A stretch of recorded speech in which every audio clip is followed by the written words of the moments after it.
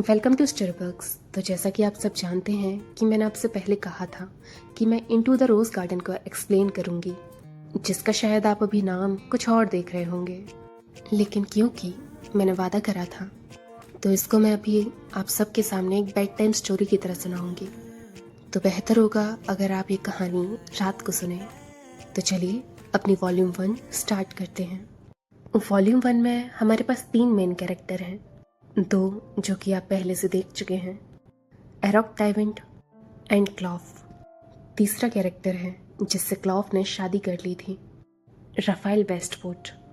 अगर हम अपने मेन कैरेक्टर एरोक टाइवेंट की बात करें तो वह एक खानदानी आदमी था, जहां नोबल फैमिलीज में से उसकी फैमिली के पास हद से ज़्यादा पैसा था और इस रॉयल्टी के चलते सब लोग उसके घर की इज्जत करा करते थे। एरोक जब 7 साल का बच्चा था तब उसकी ओमेगा मदर की किसी बीमारी के चलते डेथ हो गई। क्योंकि वह अपनी माँ से हद से ज़्यादा क्लोज था तो वह फूट फूट के बहुत रोया और कई दिनों तक रोता रहा। ये चीज़ जब एरोक के पिताजी ने देखी तो उनको ये देखकर बहुत गुस्सा आया, क्योंकि एक खानदानी आदमी, ऊपर से जहाँ एरोक उन्हीं का वारिस है, वो इस तरह से अजीब हरकतें करे तो उन्हें बहुत गुस्सा आता था। शायद यही रीज़न था कि एरोक अपने पिताजी से कभी भी इतना क्लोज नहीं हो पाया जितना वो अपनी माँ से था। उन्होंने एरोक को काफ़ी ज़्यादा कड़ी सज़ा दी और खूब पीटा, और उसके बाद उसको चेतावनी दी कि आगे जाके उसके पिताजी कभी भी उसकी आंखों में आंसू ना देख लें। एरोक की माँ के गुजरने के बाद वह काफ़ी अकेला हो गया था और अपने पिताजी की बातों की वजह से उसे उसी तरह से बिहेव करना पड़ता जिस तरह से उसके पिताजी चाहते थे।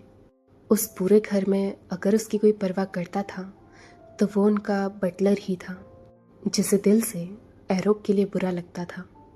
फिर ऐसे ही चलते एरोक भी धीरे धीरे बड़ा होने लग गया, और बड़े होने के साथ साथ अपने इमोशंस को छुपाना भी।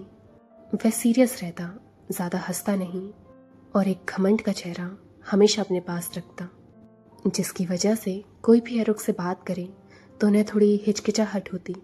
फिर एक समय के दौरान एरोक के पिताजी की भी तबीयत खराब होने लग गई, और मरने से पहले एरोक से उन्होंने एक वादा लिया कि हर साल जिस तरह से उनके परिवार में नोबल फैमिलीज़ को बुलाकर टी पार्टी रखी जाती है, उस चीज़ का प्रचलन अब भी चलता रहे और वह रुके ना।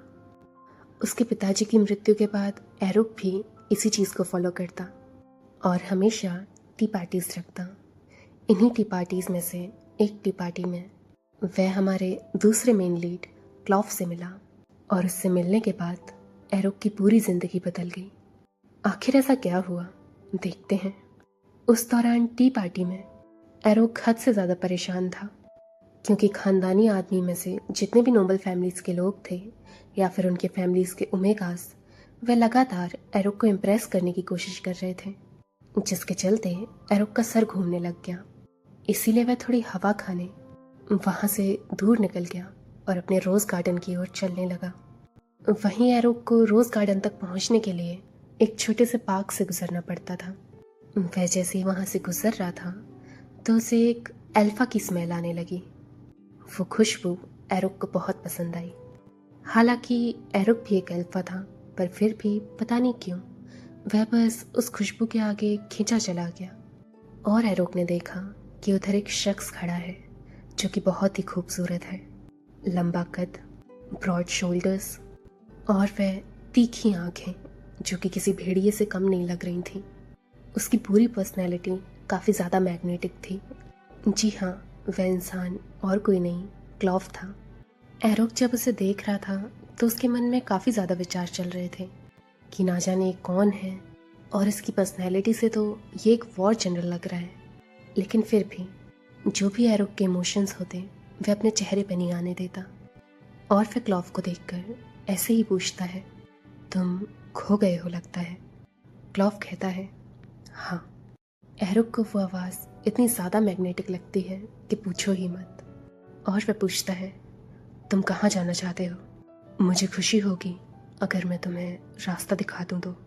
क्लॉफ कहता है, मुझे टी पार्टी गार्डन की ओर जाना है।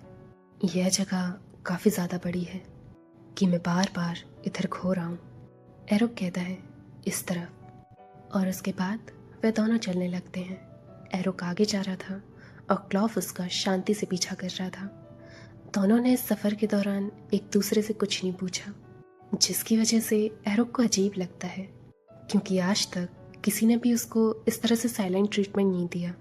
कोई भी एरोक टाइवेंट को देखता तो वह उसको इम्प्रेस करने लगता। तो एरोक को लगता है कि शायद ये लड़का जानता नहीं कि मैं कौन हूँ। और फिर टी पार्टी के रोज़ गार्डन की ओर जाने के बाद एरोक कहता है, यहाँ। क्लॉफ कहता है, फिर कुछ शांति के बाद एरोक अपना हाथ बढ़ाता है और बोलता है, मेरा नाम एरोक टाइवेंट है। क्लॉफ फिर उसके हाथ की ओर देखता है और फिर उसके बाद उससे हाथ मिलाता है। मेरा नाम क्लॉफ पेंडेक है। एरोक जैसे ही उसका नाम सुनता है वो उसकी आंखों की ओर देखने लगता है और ना जाने उसके दिल में घंटी सी बजने लगती है और उसकी धड़कनें तेज़ हो जाती हैं और वो मुस्कुरा कर कहता है, क्लॉफ। फिर उस रात के बाद से एरोक मानो क्लॉफ के लिए पागल ही हो गया था। वह उसका पता लगाता है और उसे पता चलता है कि क्लॉफ भी खानदानी आदमियों में से एक है। वह भी एक एल्फा है, लेकिन फ़िलहाल के दौरान क्लॉफ की फैमिली की कंडीशंस कुछ अच्छी नहीं है, जिसकी वजह से क्लॉफ ने बचपन से ही काफ़ी बुरा वक्त देखा है और इसीलिए उसने काफ़ी पढ़ाई करी और एक अच्छा इकोनॉमिस्ट बन गया और स्कॉलर भी। क्लॉफ के टीचर को उस पर काफ़ी ज़्यादा गर्व था, इसीलिए वे क्लॉफ को एरोक की टी पार्टी में लाए ताकि इधर की नोबल फैमिलीज से मिले जुले और अपना करियर, जो कि वो एक इकोनॉमिक एडवाइज़र बनना चाहता है, इस चीज़ में उसको इन सब से मदद मिले। इस चीज़ के चलते एरोक भी क्लॉफ की मुश्किलों को दूर करने में लग जाता है। यानी कि जब भी कोई पार्टी होती, एरोक हमेशा क्लॉफ को स्पेशली इनवाइट करता। क्लॉफ कभी भी उसके इनविटेशन को रिफ्यूज़ नहीं करता, मगर एरोक को समझ आता था कि क्लॉफ हमेशा उसे इग्नोर करा करता था और ना ही एरोक में इतनी हिम्मत होती थी कि पार्टी के दौरान सबके सामने वह क्लॉफ से ढंग से बात कर पाए।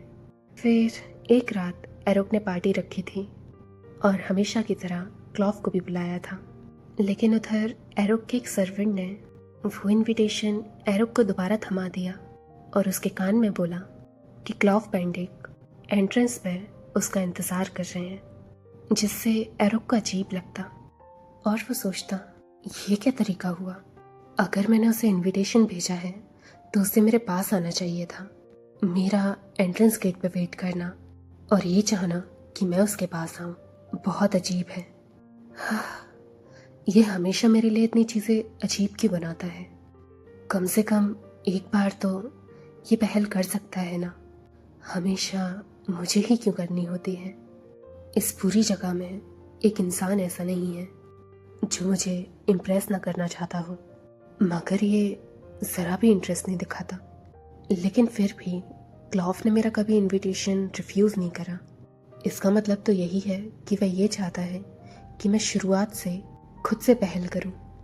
क्या अगली बार जब मेरी बर्थडे पार्टी होगी तो मैं उसको खुद जाके इनवाइट करूं और कन्विंस करूं कि वो आए, और मुझे अच्छा लगेगा अगर वो आएगा तो।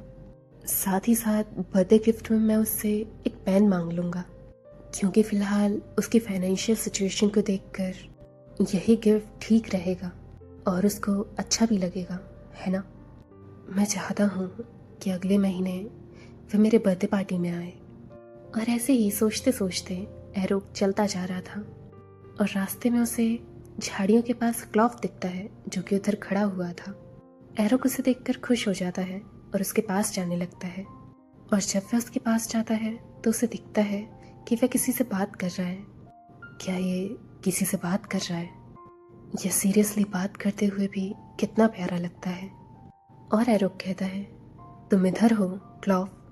क्लॉफ के चेहरे पे मुस्कान थी और जैसे ही वह एरोक को देखता है, एरोक उसकी मुस्कान देखकर ब्लश करने लगता है और मन में सोचता है, ये मुस्कुरा रहा है, क्या ये मुझे देख के मुस्कुरा रहा है? और तभी क्लॉफ सीरियस एक्सप्रेशन ले लेता है और कहता है, एरोक। एरोक कहता है, हाँ, तुम्हें ढूंढते ढूंढते तो अरसा हो गया। तुम्हारे पास कोई नोबल टाइटल नहीं है, लेकिन फिर भी तुमने मुझसे अपेक्षा रखी कि मैं तुम्हें यहाँ लेने आऊँ। तुम कुछ एरोगेंट नहीं? वैसे तुम्हारा काम कैसा? और वह कुछ बोल पाता कि तभी क्लॉफ के पीछे से एक सुंदर सा आदमी, जो कि एक ओमेगा था और थोड़ा बहुत एरोक की तरह दिखता था, वो सामने आता है। वो आदमी और कोई नहीं, रफ़ाइल था। रफ़ाइल मुस्कुरा कर कहता है, आपसे मिलके अच्छा लगा, मुझे इनवाइट करने के लिए शुक्रिया। एरोक उसकी ओर ही देख रहा था।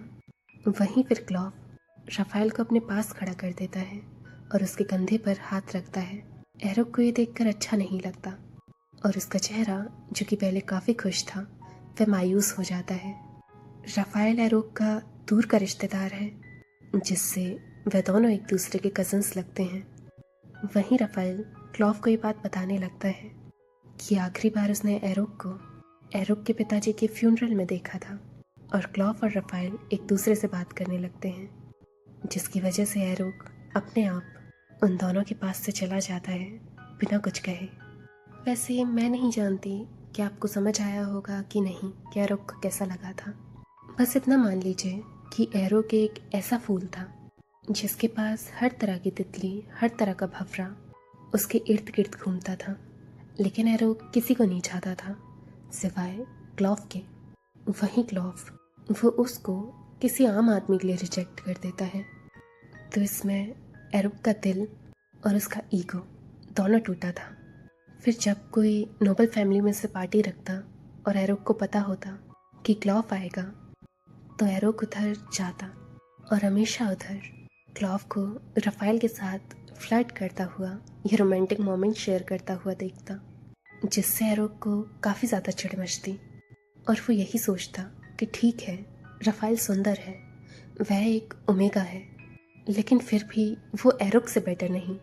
तो क्लॉफ उसे छोड़कर रफ़ाइल के पास कैसे जा सकता है? वो हमेशा खुद को तसल्ली देता रहता कि इन दोनों का रिलेशनशिप बस नॉर्मल रिलेशनशिप है, वे पक्का एक दूसरे से शादी बिल्कुल नहीं करेंगे और मुझ जैसे इंसान को क्लॉफ कभी छोड़ के नहीं जा सकता, क्योंकि चाहे लुक्स हो या पैसा या पोजीशन, हर चीज़ में एरोक रफ़ाइल से बेटर है। जो कि बात सच भी है। एरोक एक अल्फा था, लेकिन उसकी खूबसूरती अलग थी। वह स्ट्रॉन्ग बिल्ड था और उसकी आंखें काफ़ी बड़ी और ब्लू कलर की थी। सुंदरता के मामले में सब खानदानी परिवारों में से एरोक टाइवेन से सुंदर कोई नहीं था। पढ़ाई हो, डिसिप्लिन हो, रॉयल्टी हो, किसी भी चीज़ में एरोक का कोई मुकाबला नहीं कर सकता था। और फिर एरोक बताता है, मुझे लगता था क्लॉफ मुझे चाहता है, मुझे लगता था क्लॉफ बस रफ़ाइल से इसीलिए मिलता है ताकि मुझे जेलस करा सके, लेकिन मैं गलत था। अगर मैं गलत था तो क्या वो फीलिंग्स वो केवल मुझे ही महसूस हुई थी? बस मुझे? क्यों? मेरे साथ ही ऐसा क्यों हुआ? मैं अपनी इस जलन के चलते और कुछ नहीं देख पा रहा था। मैं क्लॉफ को देखना तक नहीं चाहता था।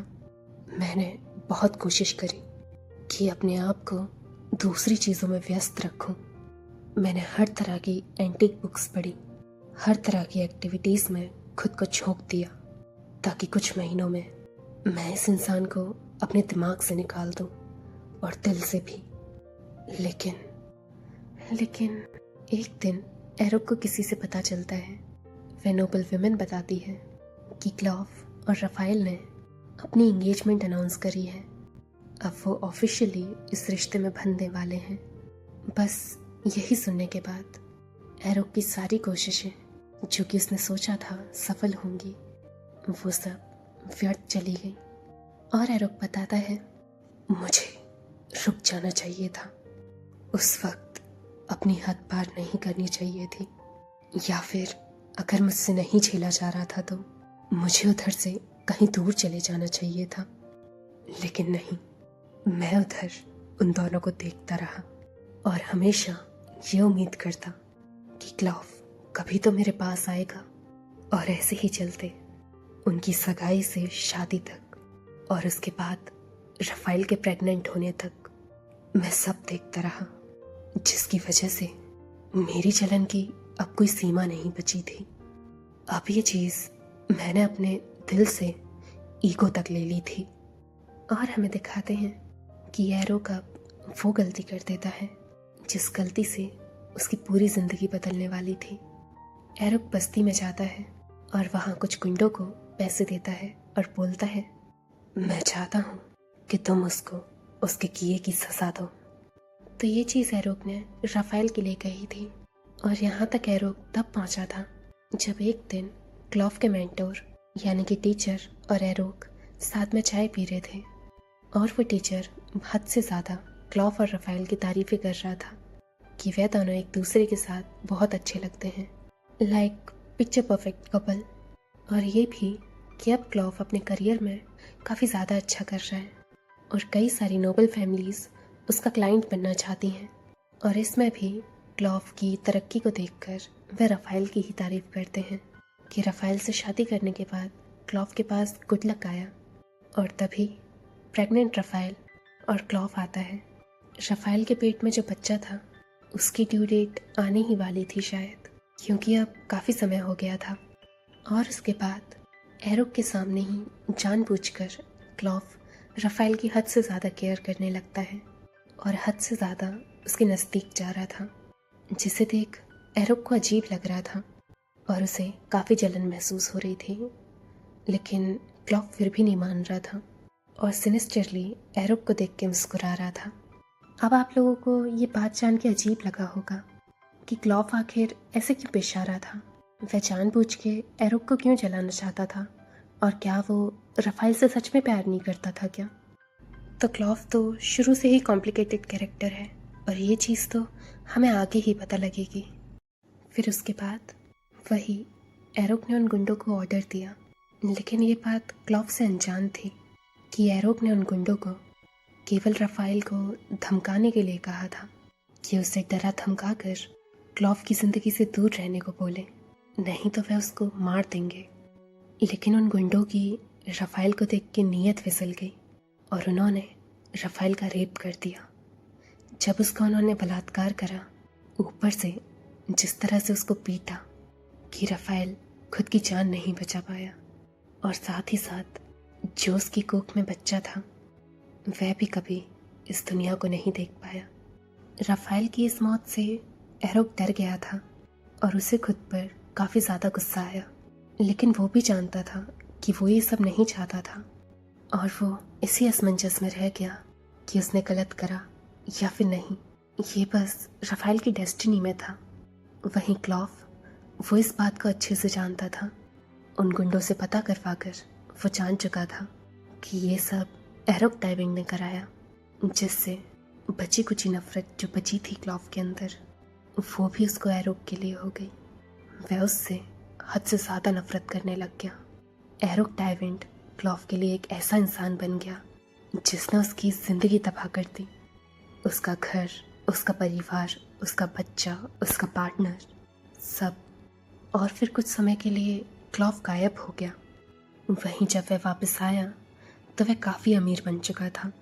उसी दौरान एरोक लगातार उसकी इन्वेस्टमेंट्स फेल होती जा रही थी, जिसकी वजह से उसके पास पैसे नहीं बचे थे। उसने अपने रिश्तेदारों से भी मदद मांगी, लेकिन मुश्किल वक्त पर उससे सबने मुंह फेर लिया। अब ये नौबत आ गई थी कि उसका मैंशन और वो रोज़ गार्डन जो कि एरोक का परिवार इनहेरिट करता था वो तक बेचना पड़ रहा था। मगर इस दौरान क्लॉफ आया और उसने एरोक की मदद करी और वो मैंशन एरोक से खरीदा। एरोक की मदद के नाम पर बस क्लॉफ ने उसे इस मैंशन में रहने का हक दिया, लेकिन साथ ही साथ उसने एक शर्त रखी। एरोक भी फेवर ऐसे ही नहीं लेना चाहता था, वह भी कुछ रिटर्न करना चाहता था। इसीलिए उसने पूछा कि वह क्लॉफ की क्या मदद कर सकता है। क्लॉफ ने उसकी ओर देखा और पूछा, तुम मेरी आखिर किस चीज़ में मदद कर सकते हो? एरोक कहता है, मैं लिटरेचर, म्यूज़िक या आर्ट। इससे पहले ही क्लॉफ उसको कट करता है, यानी कि किसी चीज़ में नहीं। वहीं उसकी ओर देखते हुए एरोक को अजीब सा लग रहा था। उसको लग रहा था कि कहीं क्लॉफ को पता तो नहीं कि राफेल के साथ जो कुछ भी हुआ वो उसकी वजह से ही। लेकिन तभी क्लॉफ उससे कहता है, लेकिन कुछ है जिसमें तुम मेरी मदद कर सकते हो। एरोक उसके पास जा रहा था और उससे पूछना चाह रहा था कि वो क्या है। तभी क्लॉफ कहता है, और एक और बात, अब से इस मैंशन का ओनर मैं हूँ, तो तुम बस एक नौकर की तरह हो। जब भी मेरे आगे मुंह खोलो तो सोच के बोलो। और कुछ दिन बाद क्लॉफ एरोक से वो शर्त पूरी कराता है जिसके लिए एरोक ने हाँ करी थी। वह शर्त बस एक जरिया थी जिससे क्लॉफ एरोक टाइविन से बदला ले सके। यही उसका सीक्रेट मोटिव था कि एरोक टाइविन की जिंदगी को नर्क बना देना। क्लॉफ एरोक को कुछ दवाइयाँ देता है और उससे बोलता है कि दिन में 2 बार लिया करे।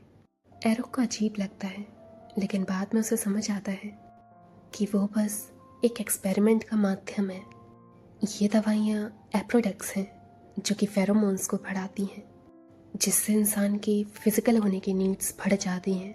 लेकिन फिर भी एरोक इन दवाइयों को खाने से मुकरता नहीं, मगर वो इस चीज़ से अनजान था कि ये दवाइयाँ उसे अल्फा से ओमेगा बना देंगी।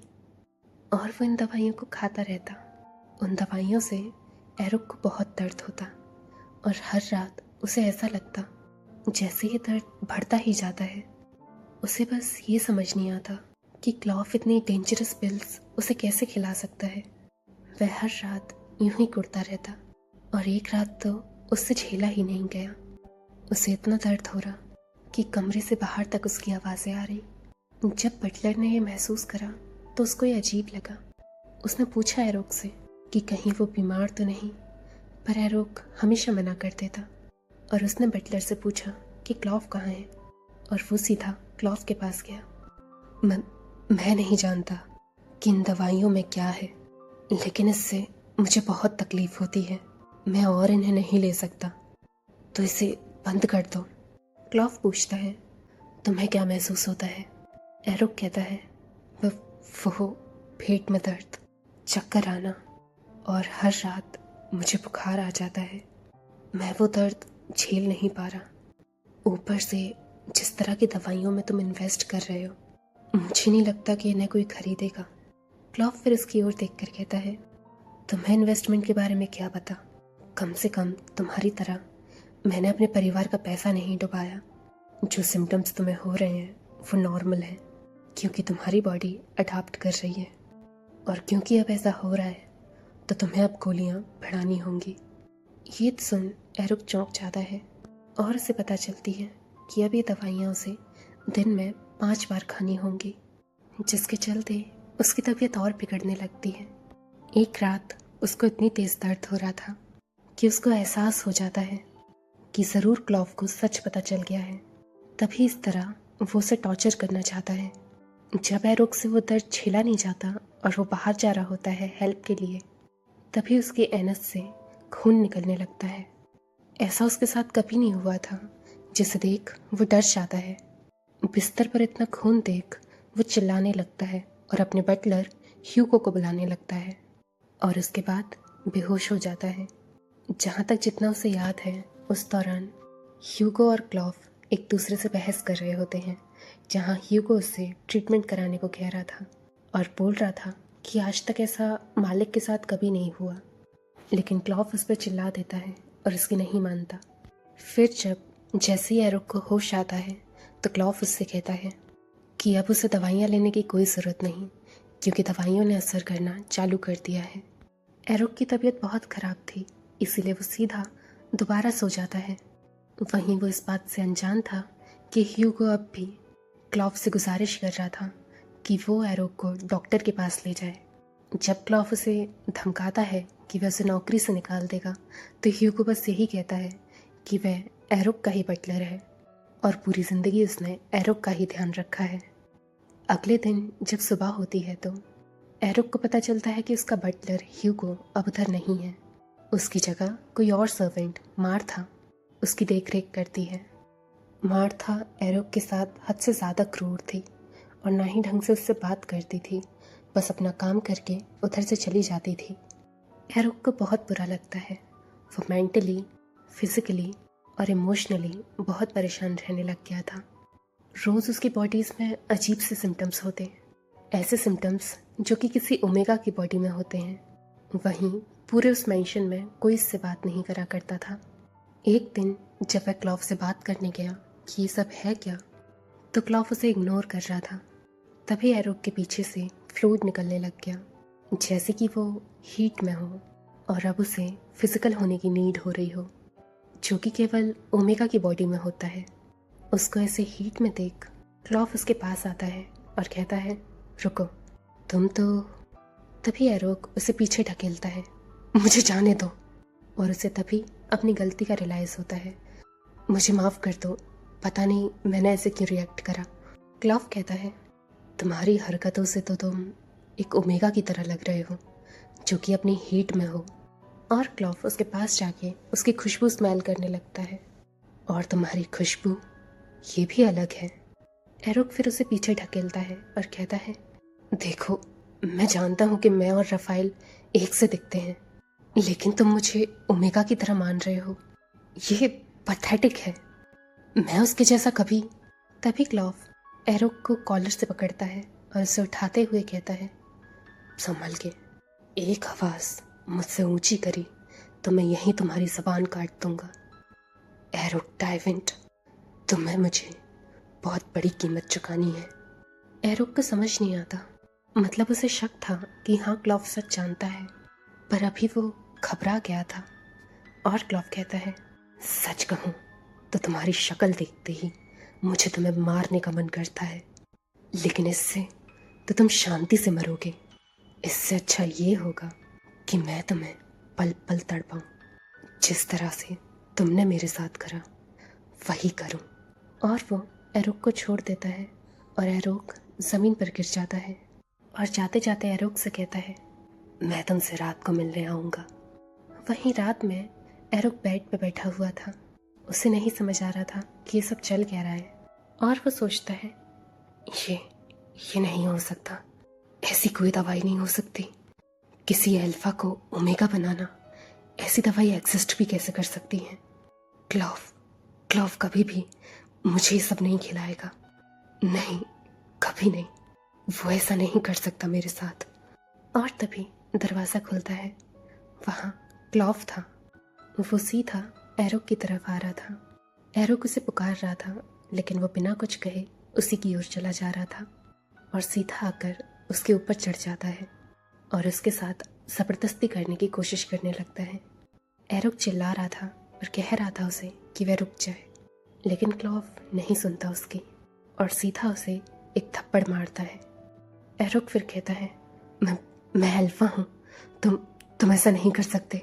क्लॉव कहता है, हाँ, तुम ही नहीं थे जो ना जाने कब से मेरे पीछे पड़े हुए थे। तुम्हें तो अल्फा का मैच फैशनेबल लगता था, है ना? और मैं क्यों सोचूं, मेरे पास तो कोई पार्टनर भी नहीं। एरोक फिर कहता है, तो फिर तुम किसी ओमेगा को ढूंढ लो।